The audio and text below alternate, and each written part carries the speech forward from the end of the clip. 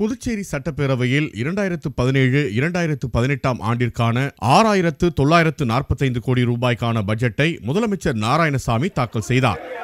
Budget தாக்கல் செய்ய தொடங்கிய சிறிது நேரத்திலேயே புதுச்சேரி மக்களை ஏமாற்றாதே என்ற வாசகங்கள் அடங்கிய பதாகைகளை ஏந்தி என்ஆர் காங்கிரஸ் மற்றும் அதிமுக அம்மா அணி எம்எல்ஏக்கள் சட்டப்பேரவையில் எதிர்ப்பு முழக்கம் எழுப்பினர்.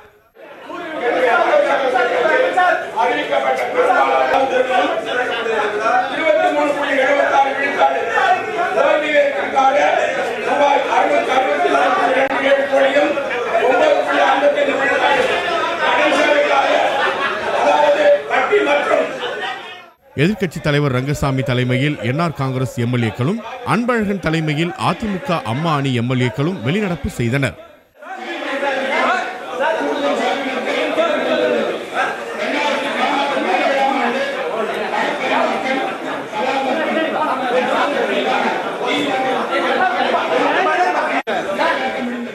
சட்டப்பேரவை வளாகத்தில் செய்தியாளர்களிடம் பேசிய அதிமுக அம்மா அணி சட்டமன்ற குழு தலைவர் அன்பழகன் மற்றும் எதிர்க்கட்சி தலைவர் ரங்கசாமி ஆகியோர் முதலமைச்சர் நாராயணசாமி தாக்கல் செய்த பட்ஜெட்டில் புதிய அறிவிப்புகள் இல்லை எனவும் மக்களை அரசு வஞ்சித்து விட்டது எனவும் தெரிவித்தனர்.